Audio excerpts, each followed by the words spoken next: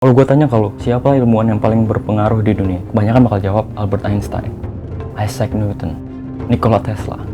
Ya, mereka semua punya pengaruh besar di dunia, tapi ada satu orang ilmuwan yang punya pengaruh sangat besar, terutama di abad 20, yang merubah sejarah manusia selamanya. Namanya adalah J. Robert Oppenheimer. Ilmuwan yang lain mungkin akan bangga ketika karya ilmiahnya berguna di dunia. Tidak dengan Oppenheimer. Di tahun 1945, umat manusia menyaksikan sebuah horor baru yang belum pernah dilihat sekalipun dalam sejarah. Di masa ini manusia berhasil membuka kunci dari sebuah kekuatan yang sangat besar untuk pertama kalinya di dunia. Kekuatan yang dapat melenyapkan sebuah kota dan membunuh jutaan orang dalam waktu satu malam. I have been asked whether in the years to come it will be possible to kill 40 million American people in the 20 largest American towns by the use of atomic bombs in a single night. I am afraid that the answer to that question is yes.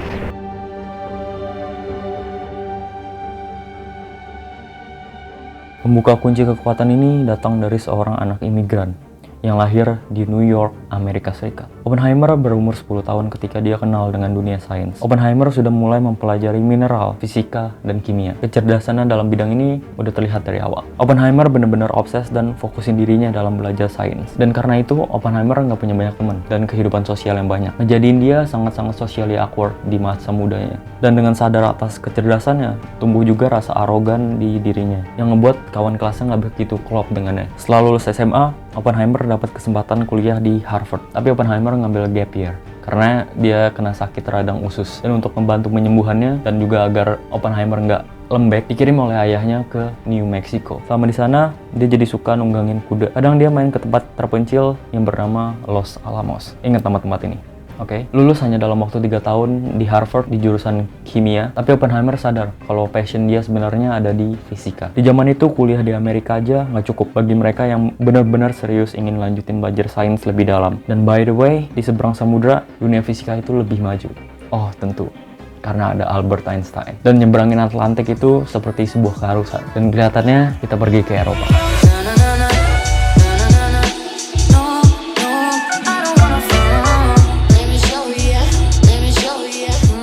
Di sini Oppenheimer mulai pekerjaan pasca sarjananya di bidang fisika di laboratorium Cavendish di Cambridge, Inggris. Dan setelah pindah ke Universitas Göttingen di Jerman di tahun 1927, Oppenheimer mendapat gelar PhD-nya dan lanjutin bikin beberapa makalah sains, tapi ini udah waktunya untuk pulang ke Amerika. Oppenheimer memulai karir sebagai dosen. Ketika Oppenheimer fokus dengan karirnya di dunia fisika dan juga akhirnya menikah, di tahun 1939, 3 fisikawan Jerman nemuin sesuatu yang akan merubah dunia dan juga kehidupan Oppenheimer, yaitu ditemukannya nuclear fusion, yaitu membolehkan energi yang besar terlepas ketika neutron bertabrakan dengan inti uranium. Setelah artikel itu dipublis, negara-negara yang punya kapabilitas mulai mengembangkan program nuklir mereka dengan harapan bisa membuat senjata dari itu. 9 bulan setelah nuclear fusion ditemuin, Perang Dunia Kedua dimulai.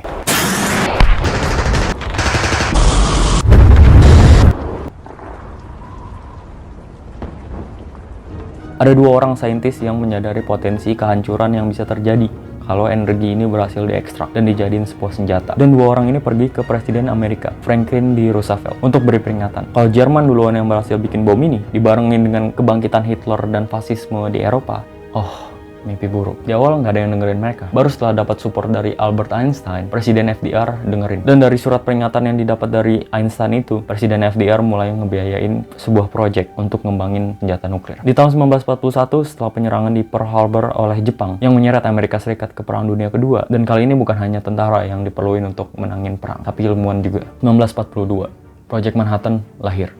Awal dari segalanya. Oppenheimer join sebagai leader fisikawan. Dan dia yang bertanggung jawab dalam riset untuk membuat dan mendesain bom yang akan mengubah dunia ini. Dan hal yang paling susah di sini adalah pembuatan bomnya itu sendiri. Manhattan Project ini bukan hanya ada di satu lokasi, tapi ada di berbagai lokasi. Dan ketika Oppenheimer join, dia milih laboratorium untuk Project Manhattan-nya ada di Los Alamos.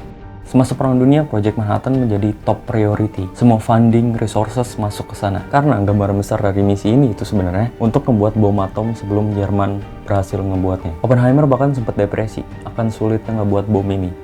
Dia berperang sama waktu. Di sisi lain, di medan perang sesungguhnya udah mencapai titik klimaks. Saat Oppenheimer udah sedikit lagi menyelesaikan proyek ini, di bulan Mei 1945, Jerman menyerah dalam perang. Tapi Amerika masih punya satu musuh lagi, dan yang ini terkenal dengan perang sampai titik darah terakhir. Gak ada kata nyerah. Di 1945, ilmuwan di Los Alamos udah siap dengan 2 desain bom. Tapi kita belum tahu ini bom bakal bekerja apa nggak, makanya perlu tes. Dan kalau bom ini bekerja, ini jadi bom atom pertama kali yang pernah diledakin di muka bumi. Tapi nggak segampang itu. Untuk ngetes senjata nuklir yang bakal ngeluarin radiasi, mereka perlu tempat yang jauh dari pemukiman. Dan nggak hanya itu, kondisi angin juga perlu dipertimbangin. Dan kalau kondisinya salah, debu radiasi dari bom ini akan nyampe ke pemukiman warga. Oppenheimer stres di waktu-waktu ini. Tapi 16 Juli 1945, hari yang perfect.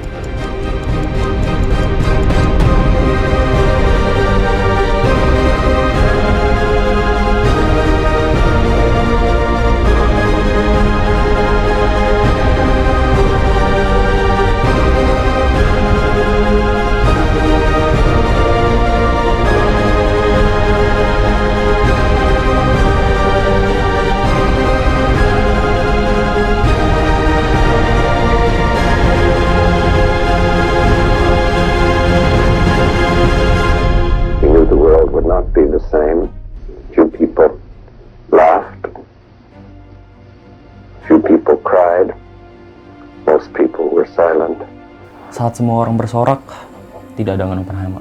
Dalam perang di Pasifik melawan Jepang ini, Amerika sebelumnya punya 2 pilihan untuk bikin Jepang menyerah. 1. Lanjut blokade kapal-kapal minyak dan sumber daya lainnya untuk masuk ke Jepang. Dengan itu, ekonomi Jepang akan hancur, rakyatnya bakal kelaparan, dan mungkin Jepang akan menyerah. Yang kedua, invasi besar-besaran ke daratan utama Jepang. Lebih dari 1 juta orang pasukan disiapin oleh Amerika Serikat untuk gedor pintunya Emperor Hirohito. Tapi ketika mereka melawan Jepang dalam upaya ngambil alih pulau-pulau kecil yang ada di Pasifik, ya Amerika menang, tapi bayarannya sangat tinggi. Apakah ini jadi bayangan gimana invasi besar-besaran ini akan terjadi? Tapi setelah tes di New Mexico berhasil, pilihan ketiga datang. Dan hanya beberapa jam setelah tes tadi, tanpa memberitahu para ilmuwan di sana, Angkatan Udara Amerika udah ngirim bom lainnya ke base militer yang ada di Pasifik. Dan nggak ada yang bisa berkata apa-apa.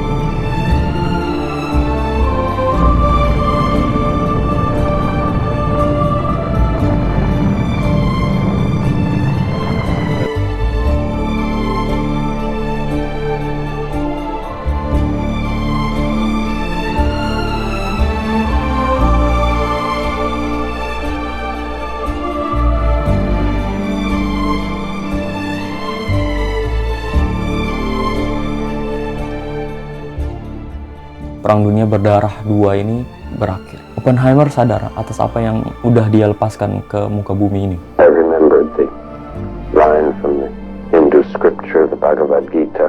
Now I am become death, the destroyer of worlds.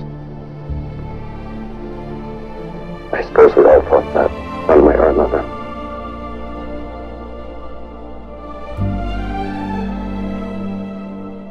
Oppenheimer percaya kalau dengan adanya bom ini bisa mendatangkan sebuah perdamaian. Amerika pun percaya kalau rahasia bom atom ini hanya ada di tangan mereka. Sampai di tahun 1949, mantan sekutu Amerika di Perang Dunia Kedua, Uni Soviet, ngetes bom pertama mereka.